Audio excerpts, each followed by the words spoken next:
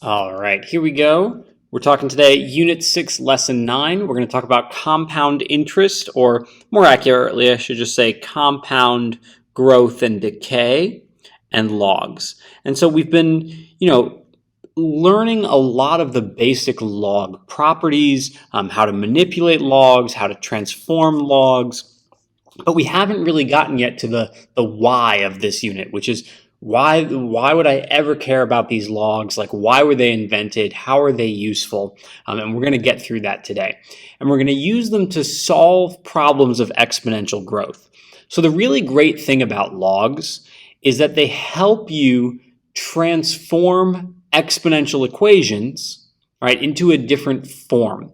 And so we're going to use that to do things like solve for exponents. So that's the big one that logs are going to help us do. They're going to help us solve for exponents in cases of exponential growth, which, remember, is growth that occurs by multiplying rather than adding. So every time a time period passes, the amount, whether it's a population, number of people infected with the disease, money earning interest, it's multiplying by some amount each time x goes up by 1 instead of adding.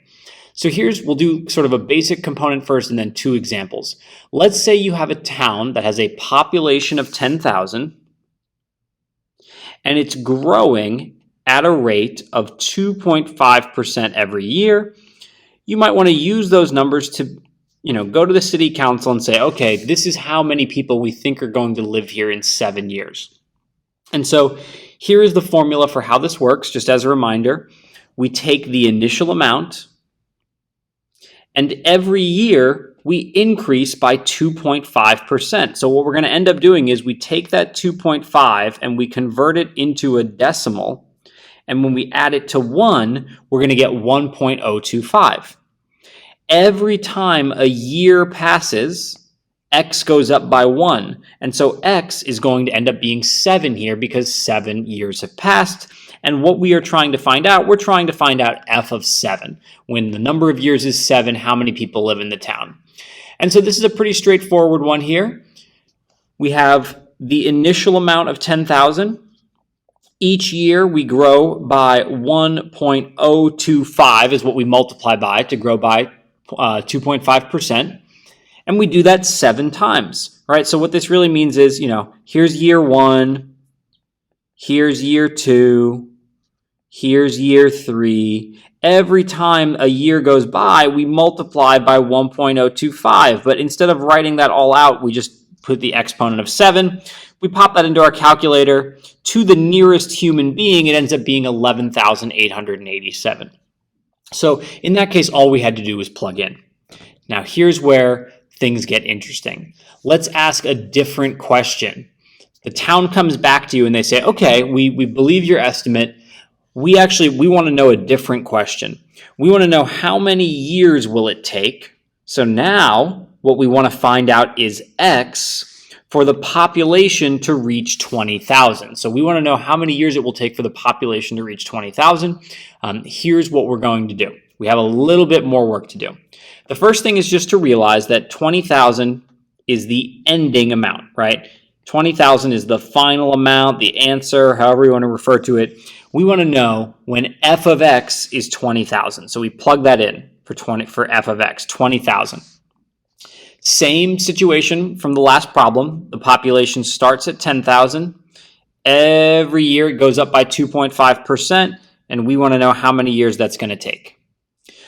Well, even if you don't know exactly what to do, a good first step here is to divide both sides by 10,000. Because if we divide both sides by 10,000, that at least helps us get closer.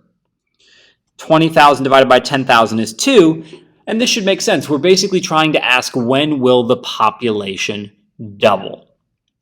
And so, we've solved problems like this before. Like, what if I said, 2 equals, or let's do a different one. Let's say I said 8 equals 2 to the x.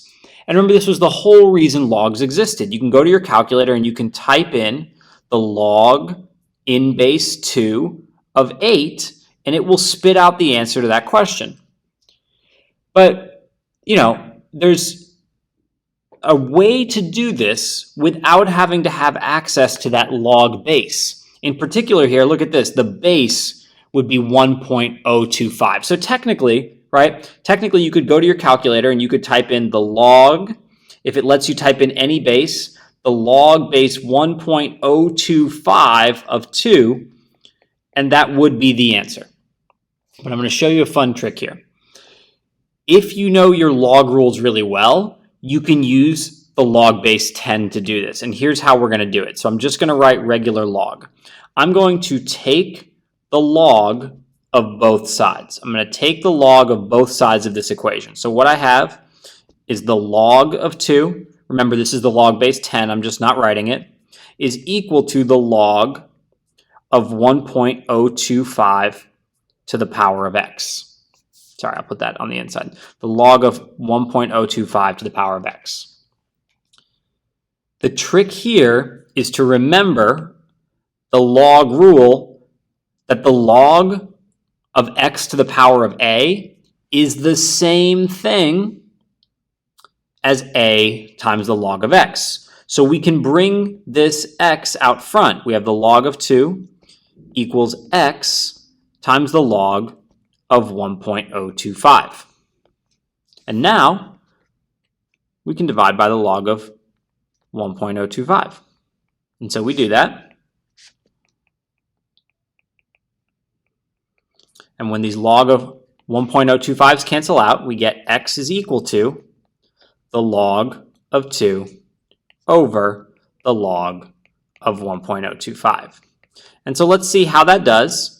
Right, we go to Desmos or whatever graphing calculator you have. The reason this is also like historically important is because calculators used to not be strong enough to do logs in any base. And even before that, like when my parents were doing this, they had to look up these log values in a book. So like literally they would have to go to a book and look up the log of 2, and it would be there in the page.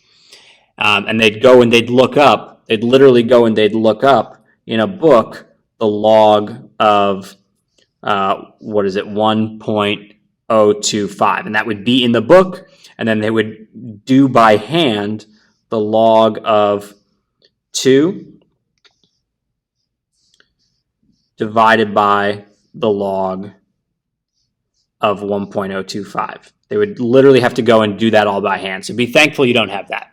And so what this tells us is the answer to this is about 28 years, 28.07 years. Now, remember what I said way back when is that technically, if you have a quick access to a modern calculator, you can do this by simply doing, and notice here it's in functions, you want log base. You could technically just type in the log of 1.025 of 2, and you get the exact same answer here. And so this is an interesting thing. It's called the change of base formula. You can basically replicate any log in log base 10 if you want. And that's how I find it easier to like think of these questions this way.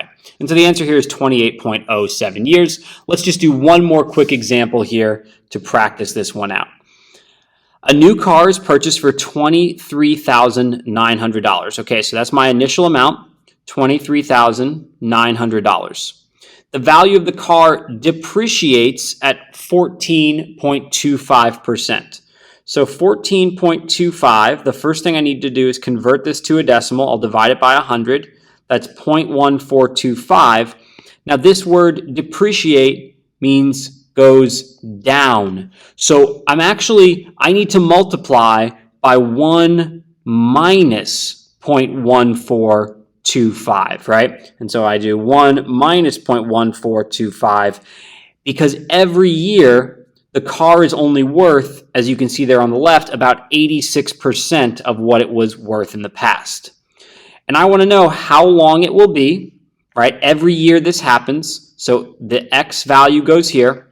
I want to know how long it will be until this car is only worth $6,100, right? The value is going down. So the first thing I'm going to do, right? The first thing I'm going to do is I'm going to go ahead and divide both sides by this 23,900. So I'm going to do 23,900 dividing both sides. That's definitely a calculator one. 6,100 divided by 23,900. So we get here 0.255, I'll stop at 4 decimal places, is equal to 1 minus 0.142. Well, let's do that too while we're here. We said that was 0.8575 to the power of x.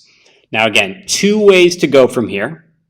You can either just literally go straight to saying, okay, this means, and I'll write this off to the side, this means the log in base 0.8575, what power of 0.8575 gets 0.2552, right? But it's worth just thinking through doing it this way. I find it easier to remember these steps. I don't know why, just this works better for me.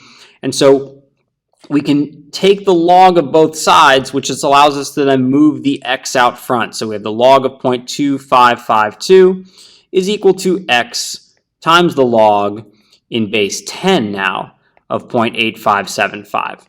And so really all we need to do now to get this final answer is divide both sides by the log of 0.8575. And so what we get there, the log of the log of 0.2552 divided by the log of 0.8575, we get that this is going to take about, it says to the nearest tenth, 8.9 years.